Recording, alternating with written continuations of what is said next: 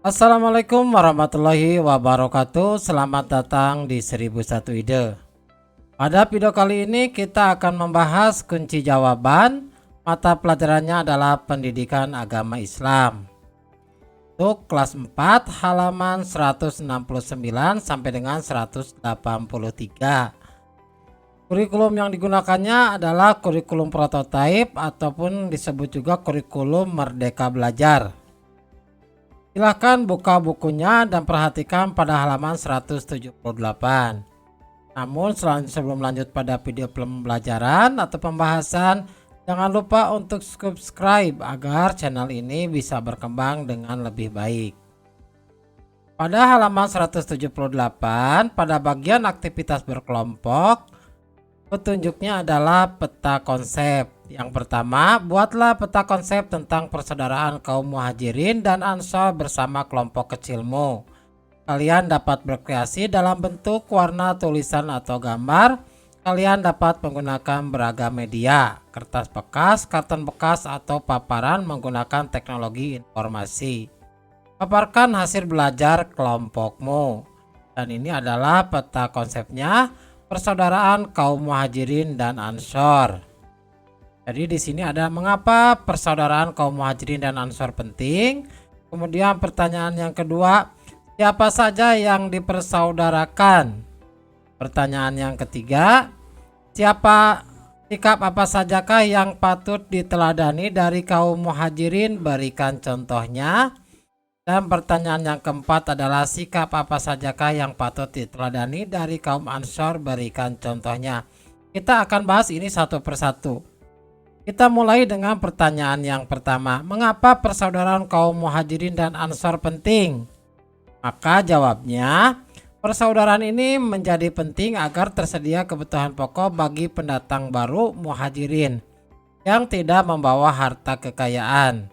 Keahlian penduduk Mekah adalah berdagang yang membutuhkan modal, padahal muhajirin tidak membawa bekal harta kekayaan. Sementara di Madinah penduduk lebih banyak berkebun dan bertani. Selain itu, muhajirin hanya datang sendiri atau bersama keluarga kecil ke Madinah. Mereka mungkin merasa kesepian di daerah baru. Cuaca di Madinah juga berbeda dengan di Mekah. Di musim dingin sangat dingin, di musim panas sangat panas. Dengan persaudaraan, permasalahan yang dihadapi muhajirin dapat diselesaikan sementara. Apalagi kaum ansor membuka hati dan tangan mereka untuk membantu muhajirin sepenuhnya. Pertanyaan yang kedua, siapa saja yang dipersaudarakan? Maka jawabannya adalah ketika itu Rasulullah Shallallahu Alaihi Wasallam mempersaudarakan puluhan orang. Misalnya mempersaudarakan Abu Bakar dengan Kharijah bin Zaid, Umar bin Khattab dengan Utsman bin Malik, Utsman bin Affan dengan Aus bin Sabit, Talha bin Abdillah dengan Ka'ab bin Malik, Hamzah bin Abdul Muthalib dengan Zaid bin Harisah, Ammar bin Yasir dengan Huzaifah bin Al-Yaman, dan Salman Al-Farizi dengan Al-Dardara. Persaudaraan antara kaum muslimin yang dijalin Rasulullah SAW bukan hanya memberi bantuan dari orang kaya kepada yang tidak punya. Persaudaraan ini juga menghapus perbedaan akibat pelecehan terhadap sesama. Misalnya mempersaudarakan Zaid bin Harisah, bekas hamba sahaya, dengan Hamzah bin Abdul Muthalib, seorang tokoh utama Quraisy. Pertanyaan selanjutnya, sikap apa sajakah yang patut diteladani dari kaum muhajirin? Berikan contohnya. Jawabannya adalah mereka rela meninggalkan keluarga, harta kekayaan, serta kenyamanan di Mekah. Mereka rela hijrah ke Madinah dengan membawa keyakinan kepada Allah Subhanahu wa Ta'ala dan Rasulnya. Contoh kisah Suhaib bin Simnan al-Rumi. Pertanyaan selanjutnya, sikap apa sajakah yang patut diteladani dari kaum ansor? Berikan contohnya. Jawabannya adalah kaum ansor membuka hati dan tangan mereka untuk membantu muhajirin sepenuhnya. Contoh kisah Sa'ad bin Rabi. Selanjutnya pada halaman 180, aktivitas kelompok. Peta konsep. Jadi masih peta konsep seperti yang tadi. Pertanyaannya adalah, buatlah peta konsep tentang menggalang kerukunan di Madinah bersama kelompok kecilmu. Kamu dapat berkreasi dalam bentuk warna, tulisan, atau gambar. Kalian dapat menggunakan beragam media, kertas bekas, kertas karton, atau paparan menggunakan teknologi informasi. Paparkan hasil belajar kelompokmu, dan ini adalah peta konsepnya. Jadi menggalang kerukunan di Madinah. Yang pertama, sebutkan keragaman kota Madinah pada masa Rasulullah SAW. Yang kedua, apa yang dilakukan Rasulullah SAW untuk menggalang kerukunan. Dan yang ketiga adalah apa saja isi piagam Madinah.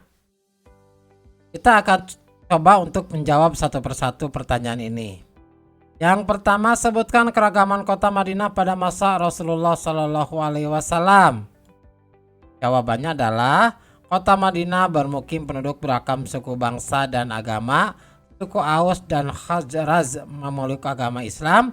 Suku Quraizah, Nadir, dan Qainuqa beragama Yahudi. Pada ini juga terdapat kaum musyrik. Pertanyaan yang kedua, apa yang dilakukan Rasulullah SAW untuk menggalang kerukunan? Jadi jawabannya adalah, Rasulullah SAW merasa perlu menciptakan kerukunan antar penduduk Madinah yang beragam. Rasulullah SAW melakukan perjanjian antara kaum muslimin, yaitu Muhajirin dan Ansor, dengan Yahudi. Piagam isi perjanjian ini kemudian dikenal dengan nama Piagam Madinah. Pertanyaan selanjutnya, apa saja isi Piagam Madinah? Jawabannya adalah, Piagam Madinah berisi tentang pengakuan sebagai umat, baik sesama muslim maupun berbeda agama yang memiliki tujuan sama. Penduduk Madinah yang beragam memiliki hak dan kewajiban yang sama. Penganiayaan harus dihindari bahkan dihilangkan. Hukum harus ditegakkan tanpa membedakan suku dan agama. Selanjutnya pada halaman 183 pada kolom ayo kerjakan. Jawablah pertanyaan berikut dengan benar. 1. Sebutkan fungsi Masjid Nabawi pada masa Rasulullah SAW. Jawabannya, Rasulullah SAW membangun masjid bukan sekedar tempat sholat. Rasulullah SAW membangun masjid sebagai pusat kegiatan umat Islam. Masjid Nabawi dijadikan sebagai tempat bermusyawarah untuk menyelesaikan masalah umat. Masjid juga digunakan sebagai arena latihan bela negara dan pengobatan kaum muslimin. Rambi Masjid Nabawi juga menjadi tempat penampungan al-Suffah. Jadi di masjid inilah kaum muslimin dibina dan dididik Rasulullah SAW. Pertanyaan nomor 2, apa tujuan Rasulullah SAW mempersaudarakan kaum Muhajirin dan Ansor? Jawabannya adalah, persaudaraan ini menjadi penting agar tersedia kebutuhan pokok bagi pendatang baru Muhajirin yang tidak membawa harta kekayaan. Kalian penduduk Mekah adalah berdagang yang membutuhkan modal, padahal Muhajirin tidak membawa bekal harta kekayaan. Sementara di Madinah, penduduk lebih banyak berkebun dan bertani. Selain itu, Muhajirin hanya datang sendiri atau bersama keluarga kecil ke Madinah. Mereka mungkin merasa kesepian di daerah baru. Cuaca di Madinah juga berbeda dengan Mekah. Di musim dingin sangat dingin, di musim panas sangat panas. Jadi dengan persaudaraan, permasalahan yang dihadapi Muhajirin dapat diselesaikan sementara. Soal nomor 3. Sikap apakah yang patut diteladani dari kisah Muhajirin? Berikan contohnya. Jadi mereka rela meninggalkan keluarga, harta kekayaan, serta kenyamanan di Mekah. Mereka rela hijrah ke Madinah dengan membawa keyakinan kepada Allah Subhanahu wa Ta'ala dan Rasulullah-Nya. Contohnya kisah Suhaib bin Sinan al-Rumi. Nomor 4. Sikap apakah yang perlu diteladani dari kisah kaum Ansor? Berikan contohnya. Jadi kaum Ansor membuka hati dan tangan mereka untuk membantu Muhajirin sepenuhnya. Contohnya adalah kisah Sa'ad bin Rabi. Soal nomor 5. Bagaimana sikap Rasulullah SAW agar kerukunan tetap terjaga di Madinah yang penduduknya beragam? Jadi Rasulullah itu melakukan perjanjian antara kaum muslimin atau muhajirin dan ansor dengan Yahudi. Si perjanjian ini kemudian dikenal dengan nama Piagam Madinah.